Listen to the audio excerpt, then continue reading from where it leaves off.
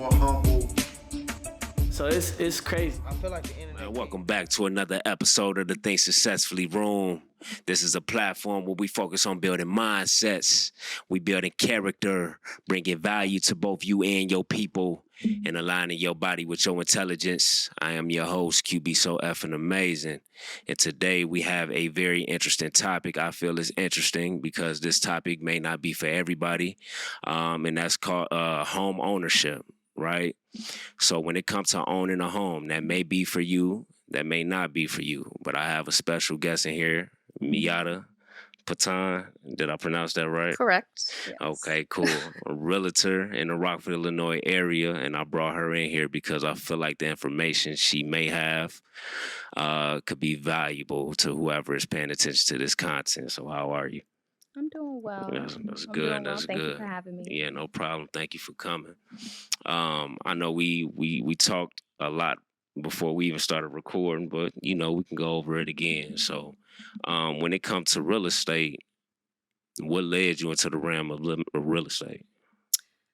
I would just say, honestly, just my love for making money, my hustler mentality. Mhm. I've always been, had this sense of independence and just doing well for myself, and honestly just doing it the smartest way possible, not the hardest way, the smartest way. So Mhm. but as far as inspiration though, my mom is a real estate agent with Dickerson Neiman. She's one of the top agents in Rockford, and last year I moved back to Rockford. I'm from here, but I was in Chicago for about 13 years. Moved here after I ended my engagement, and just heard about a lot of my mom's successes every day. She would tell me about how many closings she had this week, or I'm about to make 15,000 this month, 20,000 this month, and I'm like, Yeah. what?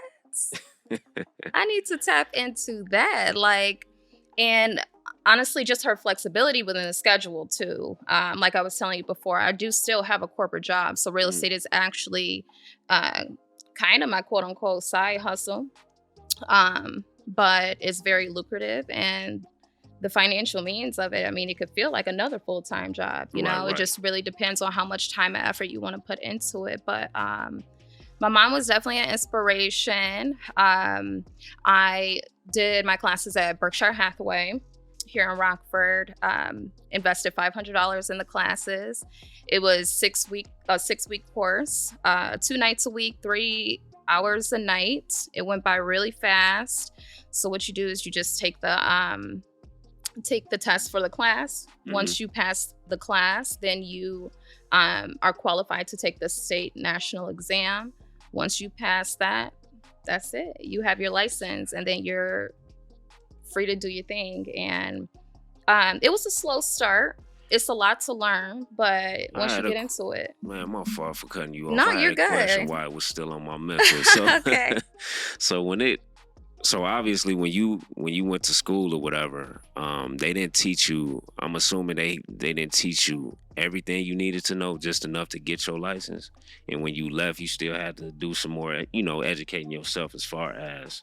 Oh yeah, this is definitely an industry where you just learn as you go. Right. There's definitely not enough time within the classes to tell you or teach you everything you need to know with real estate. Everything is so situational. Everybody's financial situation is different. Everyone's needs and wants are different. And you're dealing with people at the same time. You know what I'm saying? So that's a whole nother ball game too. So, I mean, you just learn through experience for sure. So when it come to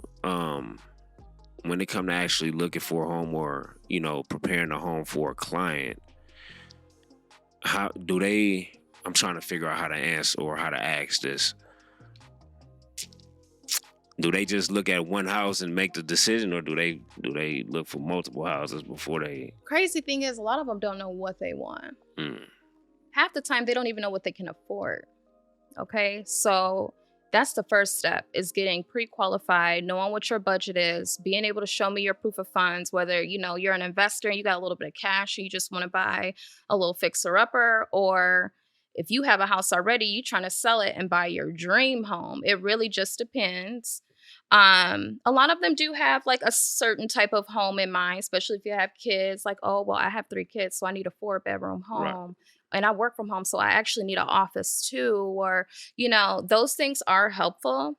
But there's been so many times where I've shown a house and what they originally told me they wanted looks nothing like the house that they actually purchased. So that's that dealing with people part. Like their minds can change all the time. I So mean, it's really like emotional impulses that they move off of when they come. sometimes, yeah, for sure, Mhm. definitely, it happens. Yeah, I feel like that's a problem. As I was saying, that you know, people go into purchasing a home when they don't really know because it's a correct way to do it, and then there's a wrong way to do it. And a lot of times, the country we stay in have this owning a home is just the dream life, and we try to live up to that.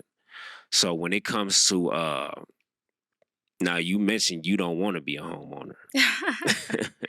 Not right now. Or not right Well, now, at least. not right Yeah. now in this market. It's a seller's market right now. So if Okay. anybody was to purchase a home right now, you would have to give the seller full listing price or Hmm. go over listing. It's a competitive market.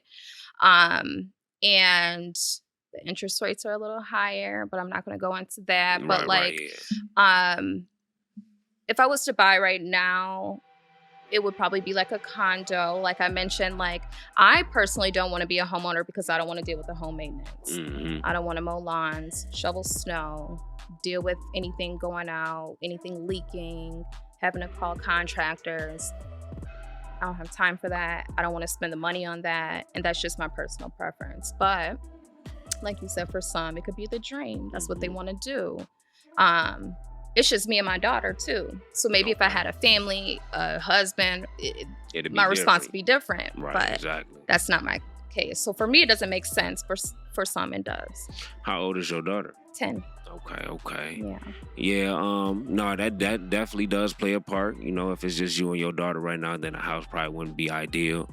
But then you have some individuals that look at a home as like a castle or some sort, and they can do what they will with that home, and really treat it as a way to create a system of their own, whether that's a garden or anything in that nature.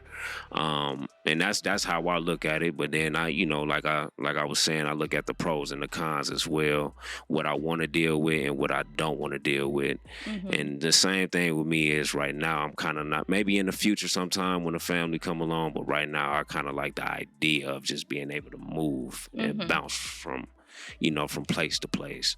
Yeah. Right now, I'm working with a lot of investors. So a Mhm. lot of investors are investing. Um, but I'm not working with a lot of people looking for a dream home or their forever home right now. They understand what the market is right now, and they're just kind of waiting or just seeing what's out there. Mhm. Um, but it's mostly investors or sellers, people who understand that I can get whatever I want for my house right now. So put this shit Right. on the market. You Yeah. know what I'm saying? So that's what it's looking like for me. That's what my business is looking like right now. It seemed like that's what it's about right now, is just investing into it. Hmm. Which ain't a bad thing as long as you dedicate yourself to it. But I do feel like it is a lot of money in it as long as you know what you're doing. Right, Um that part. so when it comes to, you said it could be a full-time job, so are you in a position to where you could leave corporate America if you chose to? That's a really good question. Yes, I am in a position where I could leave my corporate job if I wanted to. But two things. I have a fear of the market shifting, Mhm. even though it doesn't look like it will anytime soon, but it's a possibility. Never say never, right? Right. And then another thing is like the benefits that I get with my job. Okay. So, I have a daughter. She needs to go to the dentist. She might need to go to the doctor, things like that. Like I need that security. Hmm. Um, and I'm able to manage both pretty well. So it's like, why not have the steady income that is coming in, on a regular, and then also have my real estate commission Right. also. So it doesn't really make sense for me to quit. And then I also work from home with my corporate job too. So there's the flexibility there. Mm-hmm. Just in case anybody from my company watching, I ain't gonna talk too much about what my day-to-day look like, but it just doesn't make sense for me. Right. Mm-hmm. Okay. No, I mean that's a blessing though. Some people don't have the luxury of having a side hustle that makes them enough money to where they have the option to leave corporate America if they choose to. So the fact that you in that position, that's a blessing for real. Mm-hmm. So do you feel like what do you think will cause the market to shift? There's a few different things. I mean, obviously the economy, but like I'm that's not my field, my right. expertise. So I really couldn't tell you that. But again, there is definitely a possibility. And with me, even if there's a little doubt, I'm not doing it. I'm not a huge risk taker, you know? Right. So, and it has to make sense for me, like I told you. So right now I'm good. I wouldn't quit my job for real estate. Okay. I'm already feeling like I do it full time anyway. So like what would be the reason? Yeah. Right. What's the purpose behind it? Mhm. Okay. So with your corporate, what you do in that line of work? So with that, I am a direct hire manager. So I work for a global staffing firm. My company is the largest global staffing firm in the world, but we specialize in manufacturing and logistics recruitment. And I oversee like direct hire for Illinois. So any companies in the manufacturing or logistics space who are hiring leaders like I don't know, like a logistics manager, supply chain, director of supply chain, maintenance mechanic, maintenance manager. I recruit those types of candidates for my clients. And then I also seek out clients who may need assistance with getting those candidates in the door. It's a base salary plus commission, so I get commission there too. And I do really well with that. So it's that's pretty much what we do. We also staff on a temp to hire basis, but I only focus on direct hire. Okay. Because candidates at that caliber won't work as a temp, obviously. So it's more so just being the middleman. So you're in a comfortable place in life. Yeah, Feels like it. Yeah, I think definitely seem like you're in a comfortable place in life. So, I mean, how hard is that? Trying to juggle that, real estate and trying to be a mom at the same time. That's tough. It really, really is tough because my daughter does require a lot of attention. She's at the age where she's just changing. You know what I'm saying? Yeah. Needs changing, wants changing, everything is changing with her. And I do feel like I need to be closer with her at this time. So I do sometimes feel a little guilty with how much I work. And I have these conversations with her about it just to check in with her, see how she's feeling. Like, is she good? I try to have her come with me on my showings sometimes. Right. Realtors do it all the time. They bring their kids all the time, but I don't do it all the time. But I was doing my finger like this. Yeah, no, I don't do it all the time. But I like her to kind of see what I do. Yeah. You know what I mean? And get excited when I close or get excited when an offer gets accepted. Like, so she understands why. I'm excited by that because a lot of parents don't know how to connect with their kids no more. Yeah. You know what I'm saying? So the fact that you work a lot, but you still figured out a solution for you to still have that bonding time with your daughter. Like, that's very important. I just feel like communication is key. Don't just let your child experience it. You know what I mean? Or just figure it out or make sense of it. Help them make sense of it. Make it normal. You know what I'm saying? Like, show them the benefits of it. Facts. Don't just show them the struggle out of it or make them feel bad about it or feel neglected from it. If they understand why you do what you do and what comes out of it, it'll lessen the blow. Yeah. That's how I feel. And we have a really good relationship, me and my daughter. So I would assume that because a lot of parents think kids don't have a right to express how they feel. So I would assume that your daughter probably don't have a problem with coming to mom. Like if it's something on her mind, she can come to mom and express how she feel. A little too much, if you ask me. But yeah, she yeah, does. She that's a definitely good thing. expresses how she feels. I'm a Virgo. She's a Virgo. We ain't gonna get into zodiacs, but she gonna let me know how she feels, and I respect it. You know. Yeah. But no, I definitely feel like that's important. Yeah, some people would sit here and cop a whole attitude and feel like, look, I'm mom. You can shut the hell up. I don't, you know what I'm saying? Yeah, like the whole stay in a child's place. You can't speak on. It's the dumbest thing Yeah, I ever heard. I agree. 100% agree. It's the craziest thing I ever heard. Yeah. So what about I'm not, and let me know if that's too personal. Oh, Is I dad there or Huh? is her dad there? He is. Okay, Yes. that's good. He's always been in her life. He's a great dad. He still lives in Chicago. Okay. She's actually with him now for 2 weeks. Okay, so that's I get good. A little break. It's nice. So when so how soon, like I was saying, we're gonna figure out how to set up another time for, you know, the lender to come in and maybe we can discuss the process or get deeper into the main topic of, you know what I'm saying, the process of owning a home. Yeah. How soon can we get that set up? I mean, whenever. I know that she's down. Yeah, it's definitely a process. There's a lot to understand. A lot of people, you know they want a home, but they don't really know what the requirements are, what that process looks like. It's a big step. It's a major commitment, and yeah, whenever we can get her in here to kind of discuss or help me discuss what that process looks like according to her expertise as a mortgage lender, for people to make more of an informed decision on if they want to purchase a home or not, the better. But yeah, I think it's definitely necessary for her to be here. The one thing I don't want, I mainly want people to, because I don't want people to step into a purchase and then they later regret making that purchase. Like, man, why would I do this? I just want people to have a better understanding on what's going on before they make that decision. Yeah. Yeah. It's all about knowing your budget. It's all about job stability. Just knowing what you should and should not do in the process of purchasing a home. So like I told you, the budget is number one.